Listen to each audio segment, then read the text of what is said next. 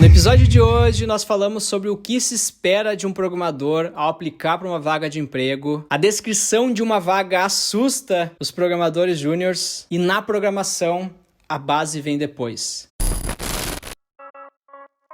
Fala pessoal, bem-vindo de volta ao meu canal. Meu nome é Lucas Montano e tu tá assistindo o 24º episódio do Ask Lucas Montano Show, um quadro aqui do canal que vai ao ar todas as quartas-feiras, onde vocês mandam a pergunta de vocês com a hashtag AskLucasMontano e nós respondemos por aqui.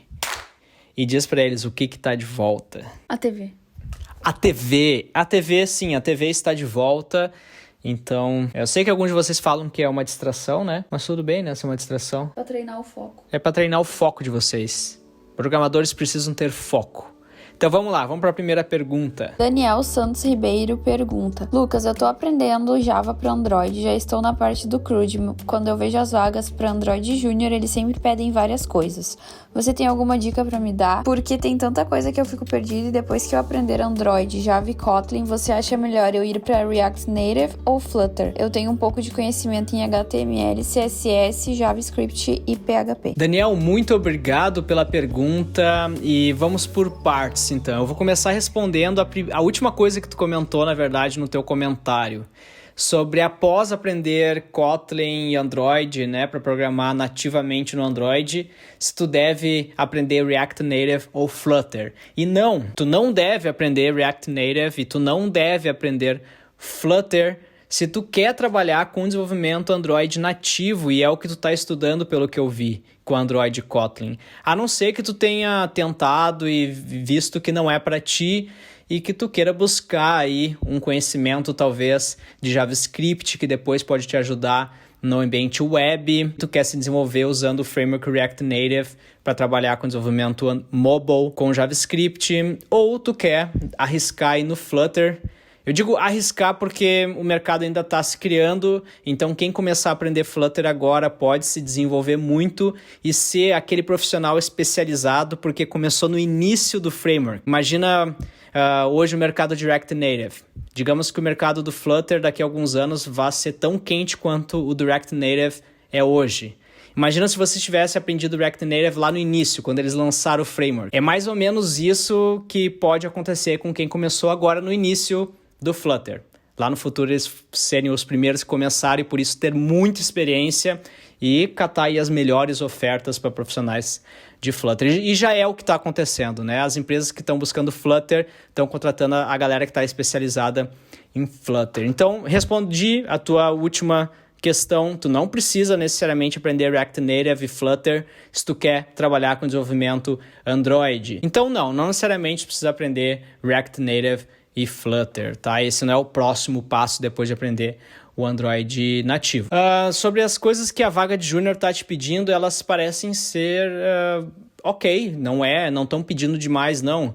Pelo que tu falou aí, eles estão pedindo que tu saiba consumir uma API, né, usando RESTful, uma API REST.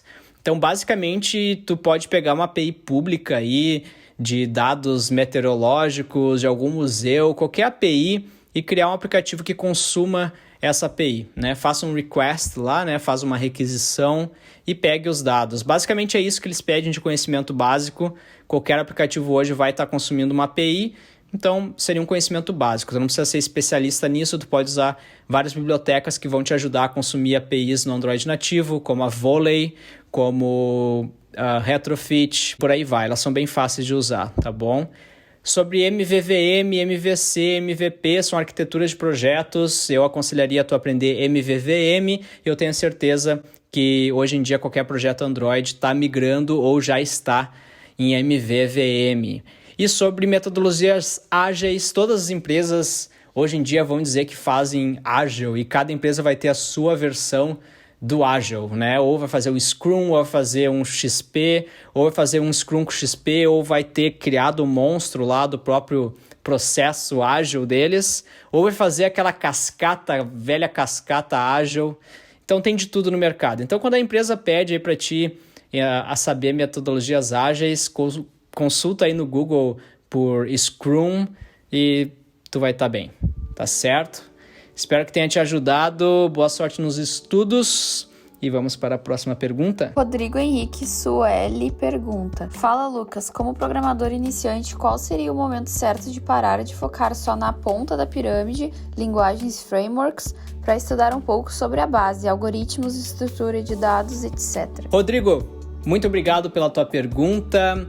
E na nossa área de programação a gente tem uma coisa que é meio peculiar, porque a base vem depois, né? A gente aprende a base de algoritmo e estrutura de dados depois, muitas vezes depois que a gente já está no mercado 1, 2, 3 anos. Isso é bem interessante e a questão é porque hoje em dia programar já não é mais como antigamente. Antigamente tu tinha que entender de estrutura de dados porque tu tinha poucos recursos, né? Até mesmo no início do desenvolvimento Android, o programador, por exemplo, eu lá no início em 2010, programando para Android, eu tinha que me preocupar com quanto de memória eu ia estar ocupando no device do usuário, quanto de bateria eu ia consumir. É claro que hoje em dia eu ainda me preocupo e a gente tenta seguir, né?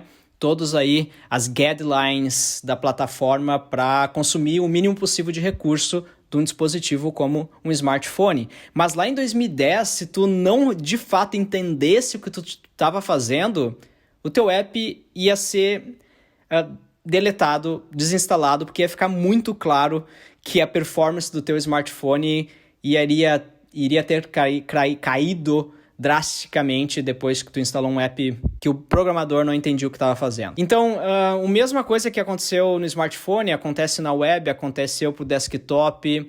Então, o que acontece é que hoje em dia nós programadores, a gente usa bibliotecas, a gente usa frameworks, a gente até tem a ajuda do sistema operacional que nos limita de alguma forma e assim faz com que as nossas cagadas não afetem tanto o usuário final como afetavam antigamente. E muitas vezes o nosso conhecimento como comunidade em geral mesmo começou a ir um pouco mais para a superfície e no dia a dia a gente não chega a ir lá embaixo e ver, né, por baixo dos panos o que o framework, o que a própria plataforma, o framework nativo do Android, ou o framework cross-platform React Native, ou Flutter, ou aquela biblioteca, ou o Vue.js, ou o Angular, o que por trás dos panos esses frameworks, essas bibliotecas estão fazendo por nós, né? Então, um bom caso também é download de imagens no smartphone. Antigamente, a gente tinha que fazer todo o processo de baixar a imagem, os streamings, né? Tu baixava lá o bit mesmo, depois decodificava, fazer o resize, né? O redimensionamento da imagem para não ocupar tanta memória RAM. Tudo isso a gente fazia manualmente. Hoje em dia tem bibliotecas que com uma linha de código, ela faz isso para ti e ainda faz o cache da imagem para ti não precisar baixá-la de novo, tá? Então, hoje em dia tá bem mais fácil, digamos assim, a nossa vida como programador. E a base tá cada vez vindo mais tarde na profissão. Por quê? Porque problemas que vão, de fato, né, necessitar que tu saiba a base são problemas mais hardcore, são problemas mais de baixo nível. É quando o framework não conseguiu resolver o teu problema, quando o framework ainda não suporta e não te dá uma solução, é que tu vai ter que ir lá e muitas vezes modificar o framework ou modificar a biblioteca, ou pelo menos entender o que está faltando naquela biblioteca, né? Então é de fato, cara, quando que tu vai precisar entender a base, teria que ser no início, né? Porque é a base. Mas eu não vou te mentir, na realidade, algoritmo e estrutura de dados, se tu não vê no início, tu vai conseguir se colocar no mercado mesmo sem saber elas a fundo. Meu conselho, tenta aprender a gostar, porque isso é importante e vai ser muito importante para o desenvolvimento da tua carreira, principalmente se tu quer aplicar para uma vaga no exterior, que aqui, pelo menos, todas as empresas que eu passei para o processo seletivo fazem mais perguntas a respeito dessa base. Tá certo? Espero que eu tenha te ajudado e vamos para a próxima pergunta. Michael Charles pergunta: o que é mais valioso para entrevistas no exterior e nacionais? Um repositório público com projetos mais reduzidos ou 3 ou 2 aplicações completas no ar, porém sem ter o repositório público? Michael, muito obrigado, ou Michael, muito obrigado pela tua pergunta. E o que eu poderia te dizer é que não tem um caminho, não tem o certo ou errado. Eu devo ter mais projetos open sources, ou eu devo ter um aplicativo publicado na loja, um site rodando em operação aí.